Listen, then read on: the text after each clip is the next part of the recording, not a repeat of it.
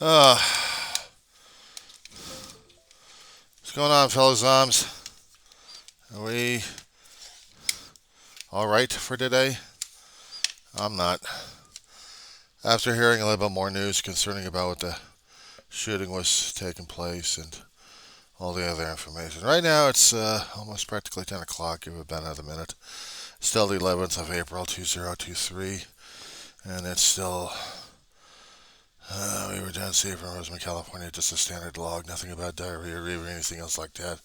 Except for if you want to send your prayers and thoughts concerning about the parents and victims of those who got killed in these shootings that we've been constantly having these days. And it is scaring the hell out of people left and right, and they don't know how to handle it. And I don't blame them because everything else happening right now, I don't even know how to handle that in a situation. I mean, come on. A 25-year-old has been there maybe about a year or two. And maybe his work is not cut out. I mean, he got promoted in one particular position. I thought it would have been nice. But then they get a 911 call on the guy, and they were releasing it to the public, to the news media outlets on this one. And it was a 25-year-old Caucasian. He's already left a suicide note at home. He left a suicide note at home. Meaning that he was planning on not coming back to the land of the grave or wherever at that point. And it was terrifying to hear this. Okay, you're going to ask me why. I'll tell you why. What were some of the things I kept talking about on my videos? And I'm switching this over to a diarrhea of the grave named John Weaver, which would be me.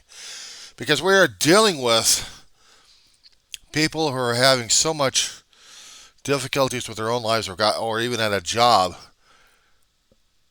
that the only way out is killing yourself. Killing yourself. MSNBC does something about the Pentagon and they're doing the national shit. CNN still focusing on more of the shootings that's been happening more often and repeating the press conference that the mayor of Louisville, Kentucky, had given about an hour ago. And it was emotional. There was a lot of people, including a doctor who was getting exhausted and tired of all of it. And the mayor's pleading to the state and federal legislators, give me the authority and I'll deal with the damn shit. We're getting sick and tired of losing people left and right. He covered very little concerning about the college shooting because they didn't have that much college shooting information on the college shooting.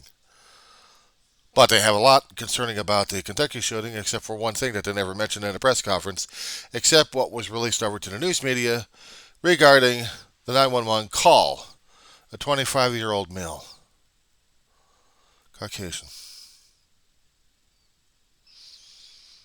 25-year-old. Where the hell was I at age 25? I had to have been screwed up or working my ass out during that time. Back in the 90s on that one. Age 6 was 20. If I would have been 91.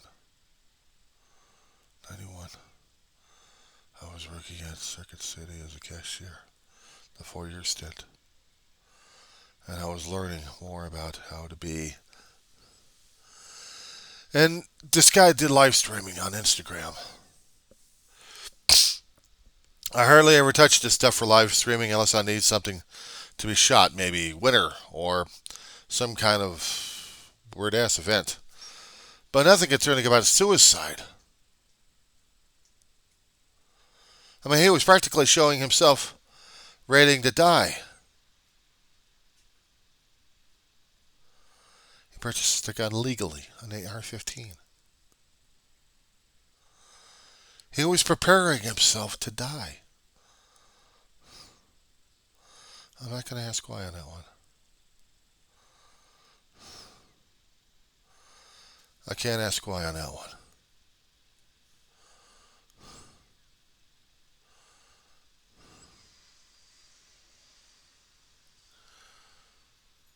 Doctors don't even understand it. He had already been to that point, and he had already crossed that line. He made a decision. He made a decision. Something, either at home or both, or even at the job. Something snapped. If he had left notes more than that, if he had left log reports, if he had left videos, something that would have given him that, it'd be a downfall, a decrease. Something would say to the effect that the guy was burning out. I know I'm not a shrink. I don't have a letter of academia. I don't have anything else to understand, but for a person that's going through depression and anxiety and grieving a hell of a lot, yeah, it's one perspective. And I'm sharing my own personal perspective and observation. You don't leave something like that behind unless you've already made the decision and already crossed the line.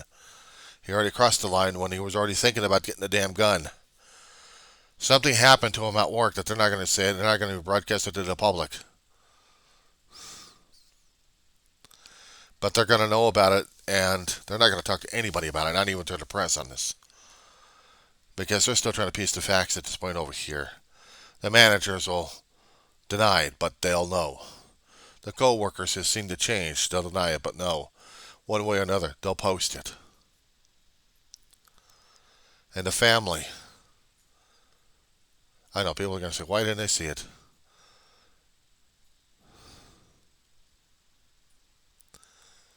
Because they didn't want to see it. Either he hid it or they didn't want to see it. The change is happening. Whatever the changes were, they were affecting him a great deal.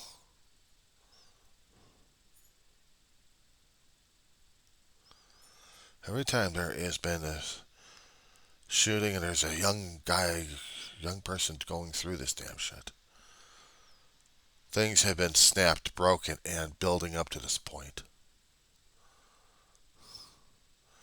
Pressure cooker has already been going, and they didn't even hear the whistle. Didn't see the pot boil on this one. All they saw was the explosion of it. But they didn't see the ongoing, and nobody did, the ongoing turmoil that was going inside. That would have been something to hear. You put a pot of water, either on gas or electric. Takes a while, isn't it? 10, 15, maybe 20. Put on full on. Within that time period, you'll hear the changes of the pot. You'll hear the metal groaning at this point as the water is trying to expand and the pot is not complying enough, but it's been tempered enough. But the water is still building. If there's any lid on top of it, it's building a pressure. Somehow this guy had been blowing his steam off. But something put a lid on him that put this guy as harm's way. And he was going to kill. And he didn't care. He didn't care. Something happened at home or something that happened at work that put him into this situation, that added fuel to the fire.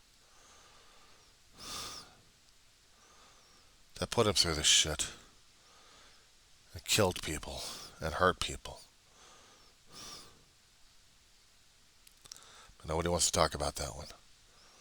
They talk about getting rid of the tools. Yeah, the tools, but you still need to deal with the pressure cookers that are still out there.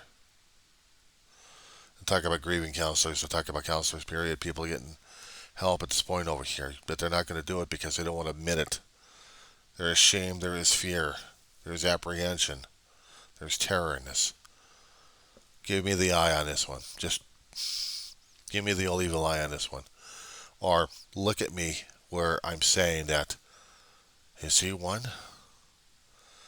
I will admit that there had been times I had felt those pressures in my lifetime that I wanted to go crazy, and I damn near did.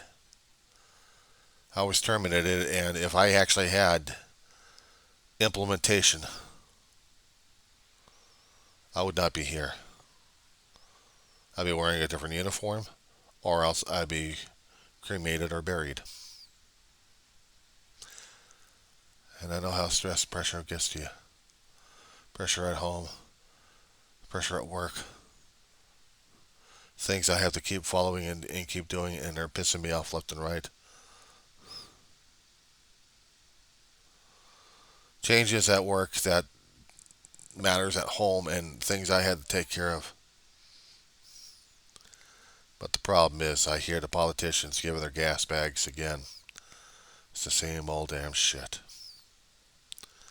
And they never do a fucking thing about it. They'll talk about it, but they won't do a damn thing about it because they don't want to give a shit about it.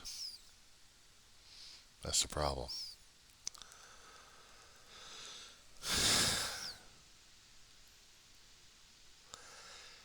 I'll jump back to me and my personal story. One particular job, I damn near came close to that point. It's not easy to talk about these things, but I have to keep talking about these things because it's important. It's important. And let it be known to the law enforcement, back then I was at that point. It happened about 06 in October.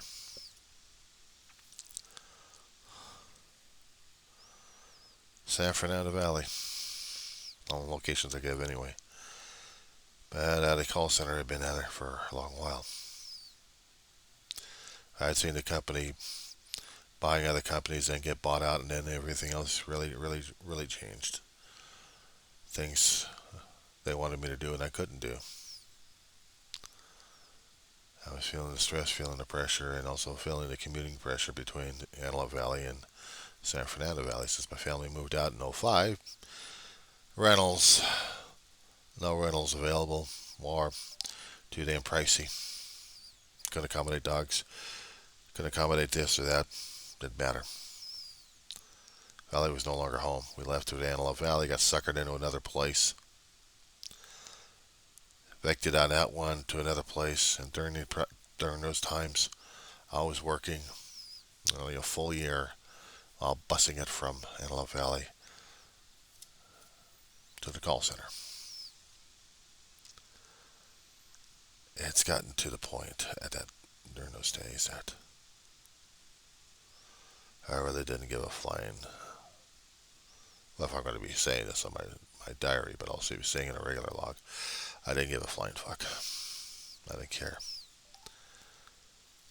Implementations I had, but I didn't have with me when I was going to work. My brother saw them, took them out. If I had them, I wouldn't be here. There had been 3 times at the job site that same morning when I got off the bus that I was ready to go off.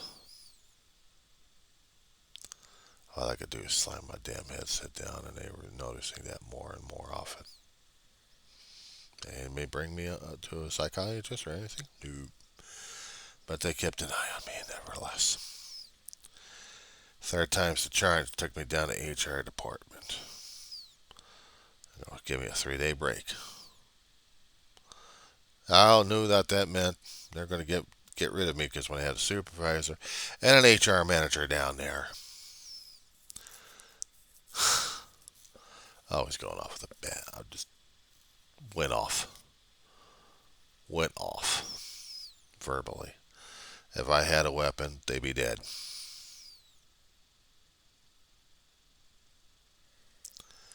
I'm putting it on record. I didn't have a weapon with me, but I had attitude. And where HR department was also where security was. was. I was grateful for that one. And marched back upstairs, grabbed my stuff, threw in a box. I was going to quit. I was going to quit, but they were going to fire me anyway. 3 day separation, same damn bullshit. Circuit City did that on me. Oh, I'll tell you about that one in a few seconds. But dragged back down to HR with my stuff with me. Yelled, screamed, freaked out about them. Walked out. I was going to get their bus home. It would be taking me hours and I didn't give a shit. I'll call home if I had to, but I was just too damn. I was just like ready just to go off. Just leave me the hell alone. Somebody touched me, say something the wrong way, and I was going to go crazy.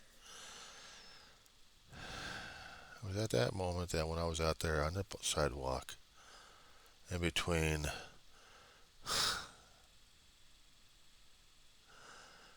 actually in between two ways, I guess. I seemed to have wakened up during that time. I realized what the hell I did, and then wanted to kill myself by running out into the street. I wanted to run out in the street. And it didn't happen.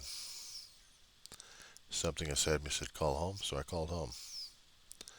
Talked to my brother, and my brother had put me and said, go to the gas station, caddy corner, get yourself a soda, sit down.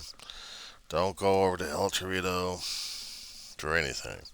Hell, I was getting a craving for chips and salsa and something to drink it down with. Didn't matter. I was going to do that anyway. I went off on an LA Times. Called them up. They're just meatball going crazy and just ranting and raving and raving and ranting and going crazy. Oh my God, I went insane. I was insane during that time. Finally went over to the gas station Dave told me to do, get the stuff. And then his van pulls up, especially when LAPD was pulling in. We've had to talk to the cops. Took me home. Dave took me home. I couldn't talk to him. I was looking down at the floorboard and I wanted just to open the door and just die. Either into traffic or along the side. Didn't matter. I was going to die. Got home. Finally, I talked to the family about it.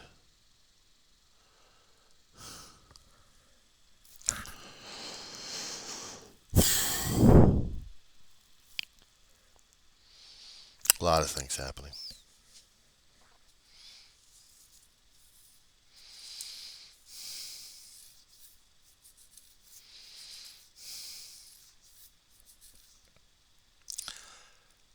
This is crazy, I'll tell you. That night, I found myself at a 12-step support group. And it was a good thing.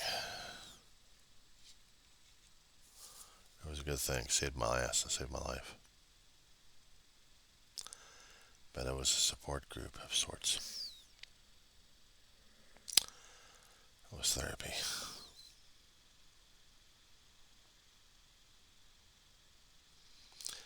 I had traits of being an alcoholic. Didn't even realize if I was drinking or not. Didn't even care.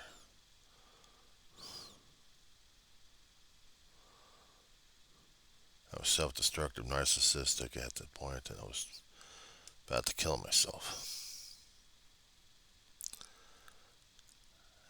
By drink or by gun, didn't matter. I was going to kill myself.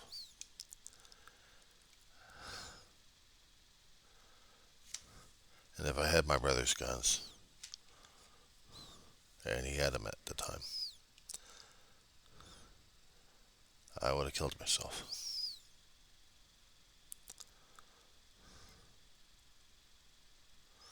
At that point, I didn't care whether or not I was going to live or die.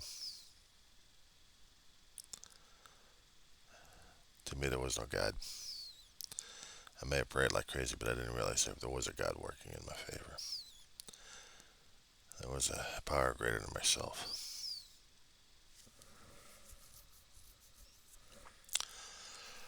That's why I got into AA.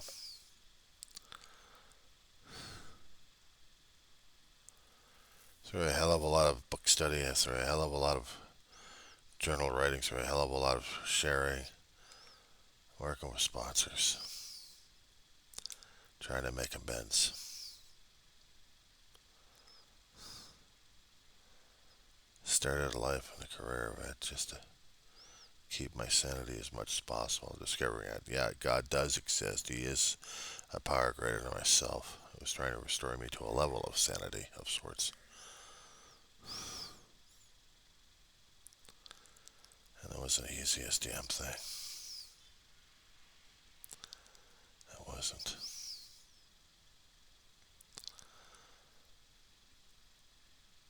I was afraid to go back over to the job, and if I did, they'd be throwing me out or arresting me anyway.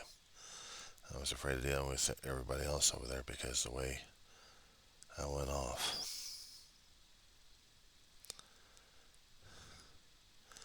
They knew I was wild, a little crazy, but I was turning myself into a psychotic. And I didn't care. I didn't care. I was discovering through the program, I was learning how to care, how to be, and how to live.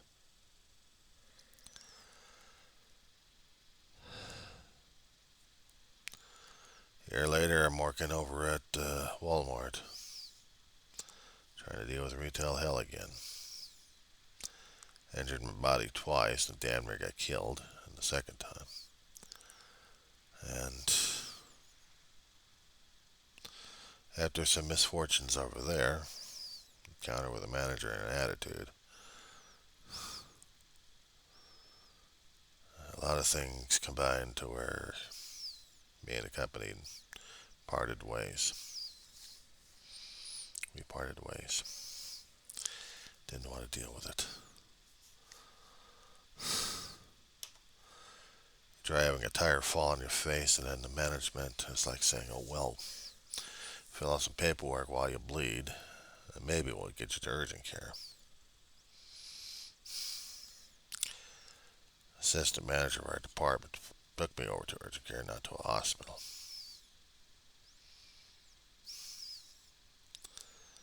Bastards didn't even do any x-rays or anything. I'm still bleeding like crazy, but it's not that bad.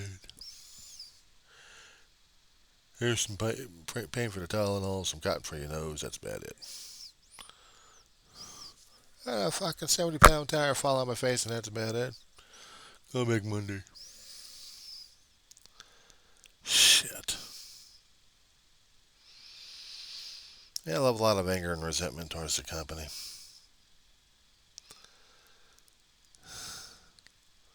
Several months later, decided to can my ass. Why is it October would seem to be the only month to fire a person? Shortly before the Christmas holidays. Make the holiday seem jolly and bright, and then all hell breaks loose.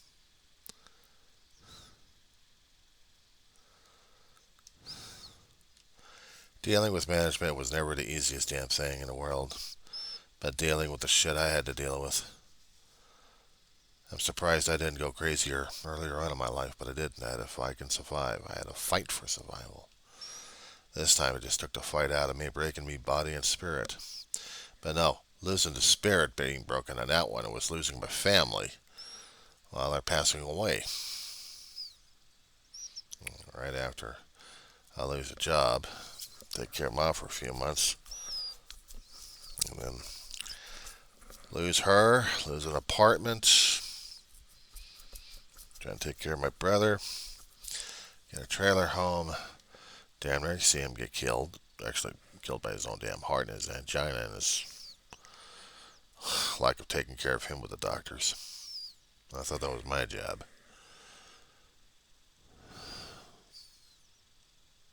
So I had to stress on that. Or no, real stress is when you get thrown out of your damn trailer home. Issues on that one I'll talk about later, I guess.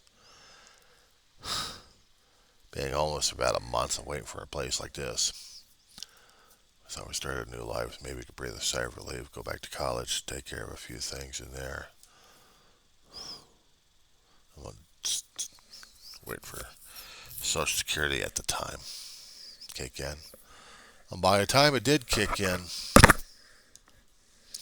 Dave and I were already in financial hock with a scam artist and dealing with a loan shark.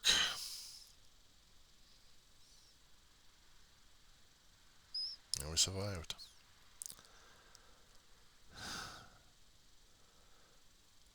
After David passed, I had to fight like hell to keep the apartment, keep a roof over their head, fight damn bed bugs, get rid of the scam artist. Biggest bed bug around, bloodsucker.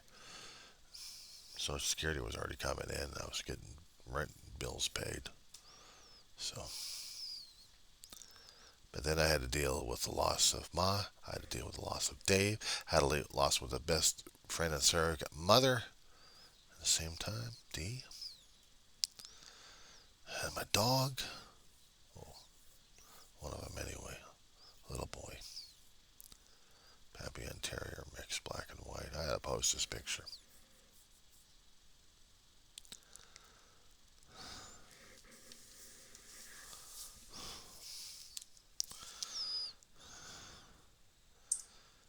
The damn thing's happening these days, I swear. Do I understand what the hell's going on with this guy? Shit. Yeah. Guess I do. More than what I realize and more than what I know. That's so much of my life at this point over here. Probably just having it out and just not having it. And yeah, I could go crazy. I can honestly go insane at this point. His younger picture. And that's what he looked like. Rescue over at an animal shelter. A few other dogs we had when we were living in San Fernando Valley. A few years before we moved out. This is just the same asylum. He was my bud. He was my pal. And he was special. Alright, so because there's just some of the things that triggers for me anyway. The reason why I talk about it, I put out a diary griever because things like these are triggers for me. I remember him somewhere. I had videos of it, but I had pictures. And it's hard as hell to deal with it because I loved him that much. He loved me that much too. So yeah, today is going to be a bad day for that one. I feel it already building up. Never always happens on a Tuesday anyway. Day right after our damn Orkin visit that we had to get rid of cockroaches in this place. And then seeing hearing shootings and everything else going on in that basket. It's like I want to turn the whole damn thing off. And I was talking about how I felt for this guy. This 25-year-old kid.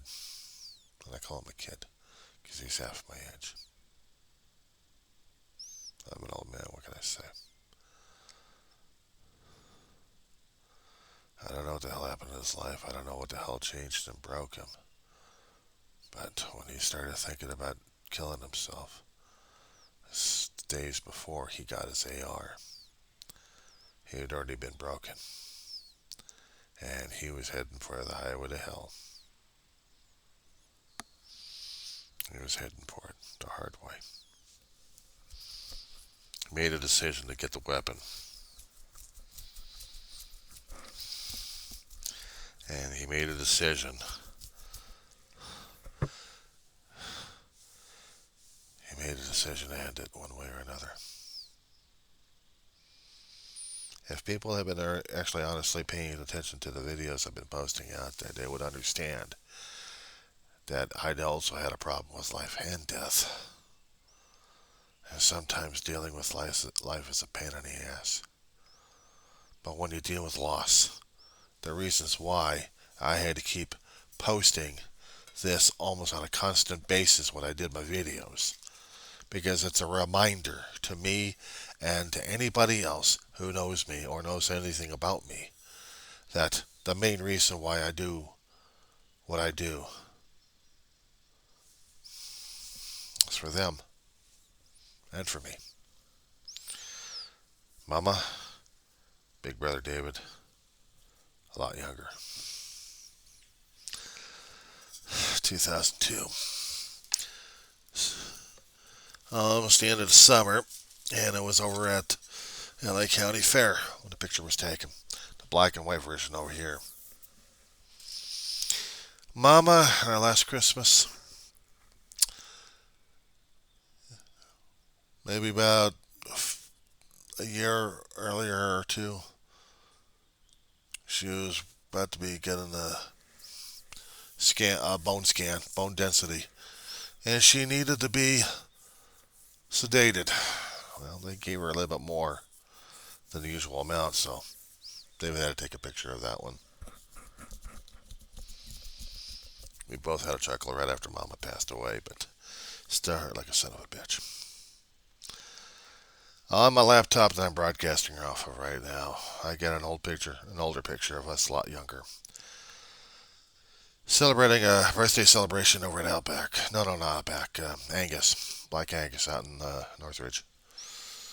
And in the main laptop, I have Mama and David celebrating Disney when it came down for one of my mama's birthdays. And I was working over at the call center. And the shot I have here is on the shot of my phone screensaver. Also the main screen. A constant reminder. I haven't changed it much. I'm always afraid of changing it much because I don't want to forget them. In any way, shape, or form. And the triggers I would go through hurts like a son of a bitch. The family who had their child do these things and getting killed in the process. Maybe they understood, maybe they didn't understand. I don't know. But until it's their time of passing, they're never going to get rid of that pain ever. If they actually understood why he was going through it, the pain's even worse. But I don't know what's worse, knowing or not knowing why he did it, what he did. Have to live with a stigma for the rest of our lives.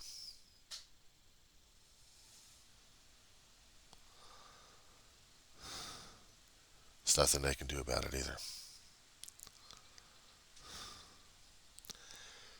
My family would have been in the same situation if that actually happened to me at that call center.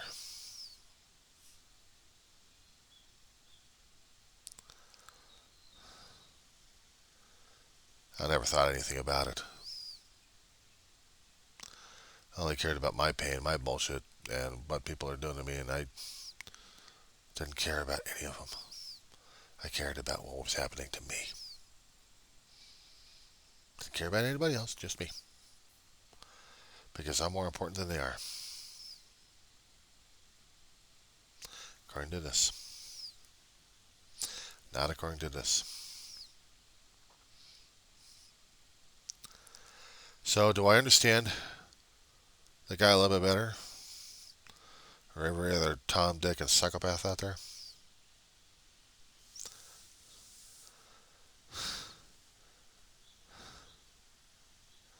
There have been a few times I did videos like this, trying to figure shit out like that.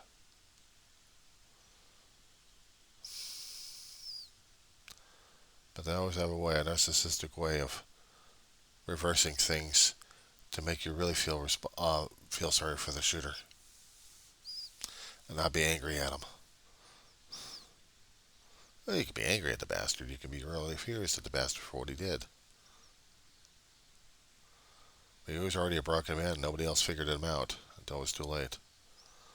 Was it a tragedy? Yeah, could have been prevented. Problem is trying to catch the guy in time before the action happened. And it didn't happen, so. But do I hold it against the company? Do I find blame? Do I find anything regarding it? Ain't going to help much because the shooter's dead and so are the people. So you left her with anger and questions. That's how it's always been since we've had these kind of situations happening for God knows how long. And people are getting sick and tired of it, but they got politicians who want the blood money. And here comes the blame.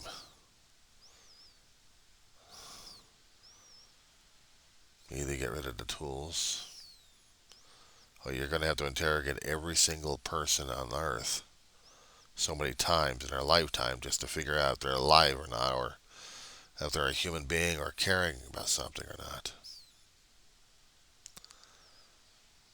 It gets even harder than that when you think beyond that and the consequences. It scares me to think that we're getting to that point. We want the implementation so damn badly. We're going to be increasing the mass casualty list and the body bags and the sorrows. After listening to what's been happening these days.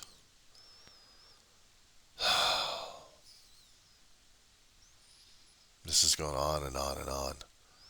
It'll continue to do so because there's not enough pain and misery.